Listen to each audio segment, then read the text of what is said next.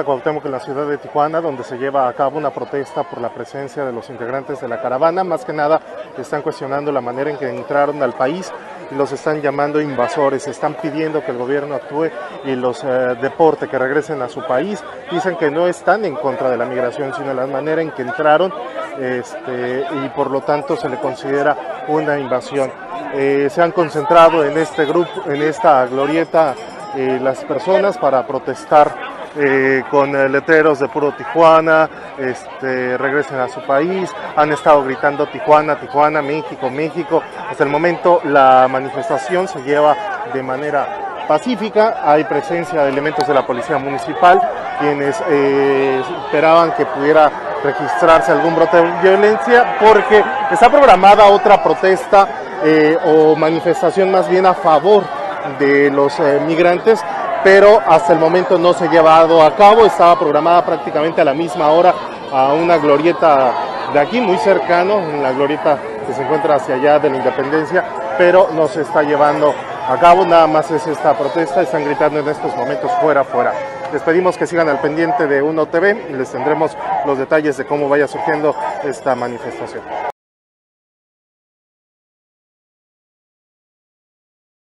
Manifestantes carregavam bandeiras mexicanas e cartazes exigindo a saída dos imigrantes, que vêm de diferentes países da América Central, mas sobretudo de El Salvador e Honduras. Eles acusam os grupos de gerar insegurança e violar as leis do país. A polícia teve que conter os ânimos mais exaltados. Autoridades estimam que mais de 3.000 pessoas já tenham chegado a Tijuana e há mais gente a caminho. Por volta de 10.000 pessoas são esperadas na cidade. Com abrigos lotados, muitos imigrantes estão dormindo nas ruas. O governo local pediu apoio federal para fornecer ajuda humanitária durante o processo de pedido de asilo nos Estados Unidos, que pode levar até 6 meses ou até mesmo nem acontecer. O presidente dos Estados Unidos, Donald Trump, usou o Twitter para demonstrar apoio ao prefeito de Tijuana e tentar desencorajar os imigrantes. Ele disse: os Estados Unidos estão mal preparados para essa invasão e não vão apoiar isso. Eles, os imigrantes, estão causando crimes e grandes problemas no México. Vão para casa. Essa foi a mensagem de Trump. La caravana migrante procedente de Honduras llegó a la frontera de Guatemala con México al mediodía del viernes. Você já deve ter reparado nos últimos dias uma caravana de imigrantes rumo aos Estados Unidos, mas é uma caravana enorme, que começou com 200 pessoas, chegou a 7.000 imigrantes e agora já está em quase 14.000 imigrantes, segundo algumas fontes. Para entendermos o real motivo desse episódio extraordinário que está acontecendo na América Central, a gente precisa voltar um pouquinho no tempo, tá? Não tem como entender o que está acontecendo agora se não voltarmos ao ano de 2009, porque naquele ano uma coisa essencial para esse fato de hoje aconteceu e o Brasil estava no meio dessa história. Vamos lá? República de Honduras, José Manuel Zelaya. 1. Esta revolución, estos 10 años de lucha, significan un símbolo contra el fraude capitalista de Wall Street. Em 2009, Honduras era governada por um integrante do Foro de São Paulo, né? O Zelaya era o atual presidente naquela oportunidade e ele tentou fazer uma coisa que todo esquerdista do Foro de São Paulo adora fazer para se perpetuar no poder. Ele não tinha direito à reeleição naquele ano e por isso ele tentou uma Assembleia Constituinte para mudar a Constituição e se perpetuar no poder.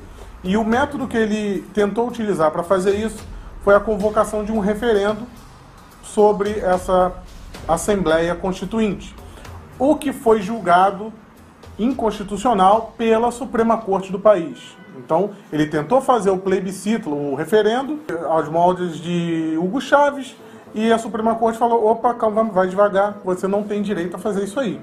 O que ele fez? Vamos respeitar? Não.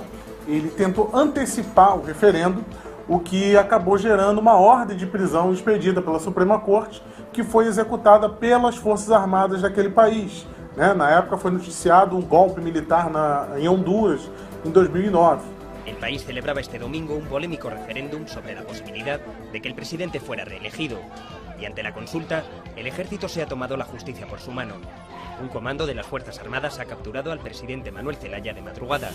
Le han trasladado a una base aérea del sur del país, desde donde ha sido deportado a Costa Rica. Então Zelaya, naquele momento, ele é deposto, ele é preso e ele é deportado para fora do país. O Congresso Nacional de Honduras faz uma votação e acaba depondo o então presidente Zelaya, né, do Partido Liberal, que é o partido de esquerda que atua em Honduras. Prometo ser fiel a la República, a la Constitución y a las leyes. Então o presidente da Câmara, ele assumiu interinamente a presidência até que fosse convocada uma nova eleição, democraticamente, o que aconteceu naquele próprio ano. Porém, eis que surge o Brasil, então governado por Luiz Inácio Lula da Silva. El pasado 28 de junio, el señor Zelaya fue removido de su cargo legalmente por decisión de la Corte Suprema de Justicia y el Congreso Nacional de nuestro país. Pese a que Brasil no nos ha extendido la cortesía de reconocer el gobierno constitucional de Honduras. Lula reafirmou: não, peremptoriamente não. O presidente Lula também declarou que só aceitaria o resultado das urnas se Manuel Zelaya tivesse sido restituído ao cargo. Lula não poderia deixar o seu amigo de Foro de São Paulo ser deposto daquela forma. Não poderia, em hipótese alguma. O que ele fez? Ele mandou uma missão diplomática brasileira, ele expôs o Brasil a essa vergonha, trouxe de volta, clandestinamente, de uma missão secreta, ele trouxe de volta o Zelaya para dentro de Honduras e instalou ele na embaixada brasileira naquele país. Golpe de Estado, como que derrocou o presidente constitucional de Honduras, Manuel Zelaya, que se encontra desde segunda-feira refugiado na embaixada do Brasil em Tegucigalpa. Então ele pegou o cara que foi deposto, né, com ordem da Suprema Corte, com anuência do Congresso, e colocou o cara de volta na marra. O Lula mandou os diplomatas brasileiros, naquele momento, colocarem Zelaya na marra, dentro da Embaixada Brasileira. O exército de Honduras tem ordens para prender Zelaya, acusado de traição à pátria por tentar modificar a Constituição para se reeleger. O presidente Lula e a colega argentina Cristina Kirchner conversaram por telefone com o presidente deposto de Honduras, Manuel Zelaya, para prestar solidariedade. A partir desse momento, teve as novas eleições democráticas em Honduras. Eu vou chegar até o ponto da caravana, mas a gente precisa entender como Honduras chegou a esse ponto. As novas eleições, então, foram realizadas, né? Apesar do pedido de boicote de Zelaya, o povo foi em massa, compareceu em peso às urnas e elegeu o, então, Pepe Lobo, que era do Partido Nacional, considerado um partido de centro-direita, né? Mais para o centro, ali daquele país. E o então presidente eleito, Pepe Lobo, entrou num acordo com Zelaya e falou: Zelaya, eu vou te dar um indulto para você ir embora daqui, você vai embora, para de encher o saco e fica tudo resolvido. Você não vai preso e você também não enche o saco aqui do país. Tá ok? Tá ok, tudo bonitinho. Ele foi embora do país e o Lobo assumiu o poder. Esse exílio do Zelaya durou aproximadamente 1 ano e um pouquinho. Em 2011 ele volta. E ele volta de onde? El presidente de Honduras, Manuel Zelaya, ha llegado a Nicaragua el domingo por la noche, donde fue recibido por los mandatarios de Venezuela, Hugo Chávez, Nicaragua, Daniel Ortega y Ecuador, Rafael Correa. Da Nicarágua, que atualmente e desde aquela época tinha como governante Daniel Ortega, outro integrante do Foro de São Paulo, também amigo do Lula, que hoje em dia, inclusive, está reprimindo a oposição, matando, usando violência, inclusive matou uma médica brasileira há pouco tempo. Então Zelaya volta da Nicarágua, é aclamado pelaquela ala da esquerda e começa a articular o seu retorno, a sua influência ali na oposição, apesar dele ter os direitos políticos dele cassados. né? Mas os esquerdistas não costumam respeitar muito isso. Mas então você pensa, Zelaya saiu do poder, a esquerda, que era do Foro de São Paulo, saiu do poder, colocou um cara de centro, está resolvido o problema em Honduras, né? Não, lembre-se que a gente está na América Latina, e na América Latina a corrupção é uma forma de perpetuação no poder, independente da corrente política. Dos nuevos casos de corrupción en Honduras tienen a la primera dama y a la vicepresidenta del Congreso. El gobierno hondureño está enfrentando escándalos de corrupción en el sistema. Então, o governo do Partido Nacional, ele começou a apoderar-se do Estado. Algo muito parecido, inclusive por agências que controlam, que acompanham o nível de corrupção em alguns países, apontam que a corrupção em Honduras, que foi instalada a partir de 2010, é muito semelhante à metodologia utilizada no Petrolão. Então, tem isso em comum. Por quê? Honduras ele é governado por oligarquias econômicas. Então, tem o setor de telecomunicação, que controla ali a parte da comunicação do país, e tem o setor agrícola e o setor de empreiteiros. Olha, os empreiteiros aí, como sempre. Então, essa turminha aí, ela está sempre se intercalando no poder e controlando tudo. Essa fonte de corrupção, né, lembra muito o que a gente viu aqui com o governo Temer. O que acontece? A esquerda ela logo cresce, ela está vendo, olha como eles são corruptos, aí começam a insuflar as massas. E foi exatamente isso que a esquerda daquele país começou a fazer com as denúncias de corrupção. Em 2014 entra o que era então o presidente da Câmara, o Hernández, que também era do partido do Pepe Lobo, que o Pepe Lobo vai ser condenado nos Estados Unidos posteriormente por corrupção. E 38 membros do partido também estão sendo investigados por corrupção. Então, esse caldo, essa lambança em Honduras, acumulada da violência, possibilitou que a esquerda voltasse às ruas de forma mais virulenta.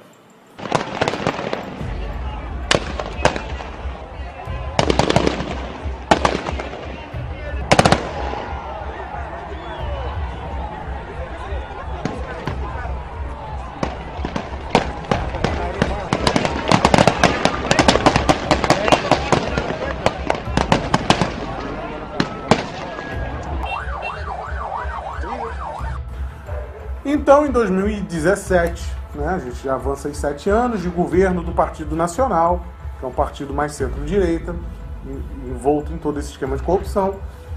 Então a gente chega ao ano de 2017, com eleições entre a centro-direita e a esquerda do Partido Liberal, Partido Libre. Então Nezhalya, que é o Salvador Nezhalya, ele vai para o pleito com Hernández e perde.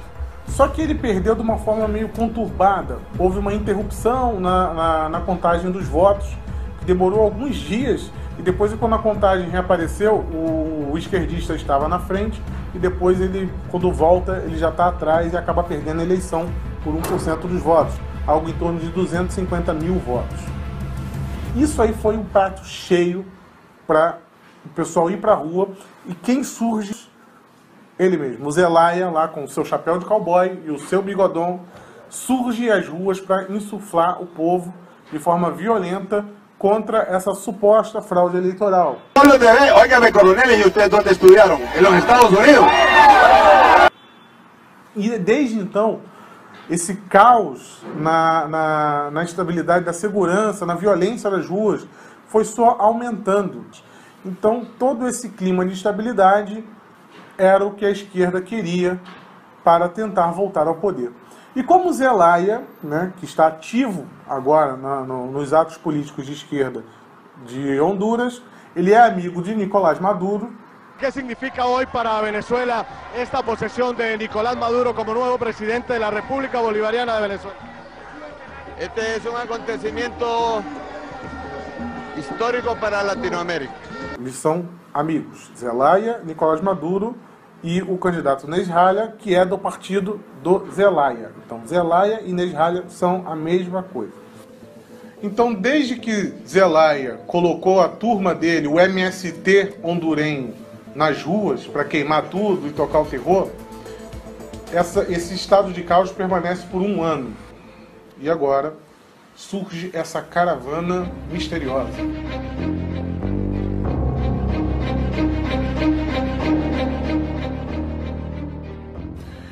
É muita inocência acreditar que, do nada, algumas pessoas que estão na pobreza em grande parte da sua vida decidiram todas se levantar, chamar os seus vizinhos e todos saírem a pé, caminhando metade da América Central rumo aos Estados Unidos. Isso é loucura, é muita ingenuidade acreditar nisso. A grande imprensa está tentando passar que é por causa da pobreza, da violência naquele país. Gente, isso não faz sentido. Tá? Honduras, apesar de todas as suas mazelas, ela não é uma Venezuela. Não está faltando comida lá, não está esse caos econômico em Honduras que faça todas essas pessoas saírem em debandada. Aí quando você observa todo esse cenário, todo esse histórico da esquerda hondurenha, né, e toda essa não aceitação de resultados ou de jogar de acordo com a Constituição, você tem esse retrato atual.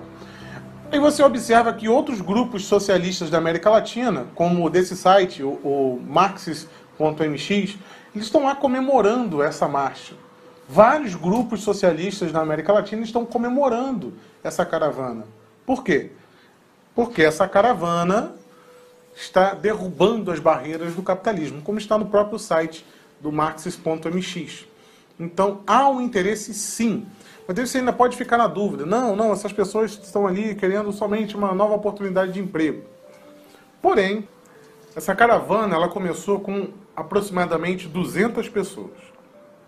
Dessas 200 pessoas, coordenadas por membros do Partido Liberal, o partido de Zelaya, começou a caminhar dentre as regiões mais pobres de Honduras e foram aglutinando pessoas para a caravana, usando as mesmas táticas que os traficantes de pessoas que atuam no México utilizam, prometendo mundos e fundos nos Estados Unidos, oportunidades, né? Todo um cenário fantasioso, e essas pessoas que não têm nada a perder vão se juntando, né, a essa marcha.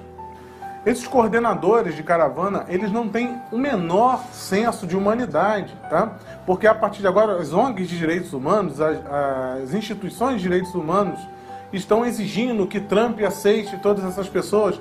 Porém, eles deveriam estar criticando os coordenadores dessas campanhas, que estão levando crianças, pessoas adoentadas, tem gente morrendo, caindo de caminhão, dos caminhões que estão levando, por irresponsabilidade. Como você vai fazer uma coisa dessa? Caminhar quilômetros e quilômetros com crianças, alguns idosos. E como se não bastasse apenas, né, essas pessoas que estão sendo usadas como massa de manobra pela esquerda hondurenha, também se juntou ao grupo, logo após que eles romperam a fronteira com o México, tá? Após o rompimento da fronteira, grupos de pessoas, na verdade pessoas que foram deportadas dos Estados Unidos por cometerem crimes, estão se juntando à caravana. Pelo menos 1000 pessoas já se juntaram a essa caravana. Então o cara ele comete um crime, o governo americano vê que ele cometeu um crime e deporta o cara. E agora esse povo todo está se juntando a isso. A maioria, para não dizer todas, a maioria dessas pessoas que estão integrando essa caravana não possuem sequer passaporte, nenhuma documentação.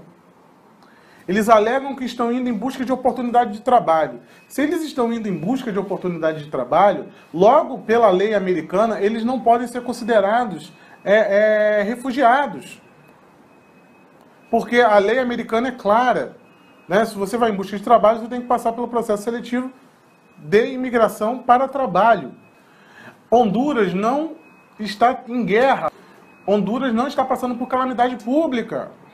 Então, esse papo de refugiados não cola, não faz sentido. Por que eles seriam refugiados? 80% dos imigrantes que estão nessa caravana são homens com menos de 35 anos. Repare que esse padrão, nessas imigrações em massa, se repetem, tanto de imigrantes sírios, quanto daquelas invasões à Europa. Todas elas são de homens com menos de 35 anos. E vejam como essa questão da documentação é grave. No México já foram detectados e presos várias pessoas vindo de Bangladesh, que possuem um alto teor de terrorismo islâmico, e estão se infiltrando junto dessa massa de manobra que está caminhando para os Estados Unidos. Então já foram pegos gente que foi deportada dos Estados Unidos, e gente vindo de Bangladesh. E não é de hoje que a esquerda utiliza as mazelas das pessoas e aproveitam da pobreza das pessoas. Nós vemos isso muito claro aqui no Brasil com o MST. Vão lá, doutrinam as pessoas e ficam usando como massa de manobra. Aquele próprio pessoal do MTST que invade prédios por aí, as pessoas não conseguem nem dizer porque estão ali. Isso é modus operandi da esquerda. E se ainda restar alguma dúvida de que há dedo dos esquerdistas de Honduras nessa movimentação, veja esse vídeo onde aparecem diretores e integrantes do Partido Libre, que é o Partido Liberal, o partido de esquerda, o partido de Inés Ralha. Inclusive, essa mulher aparece na foto com ele e está dentro de um dos ônibus da caravana. Um diretor do partido também é visto dentro do ônibus da caravana, sem contar os inúmeros caminhões que estão sendo financiados para carregar essas pessoas. Então há toda uma orquestração por trás disso, tá?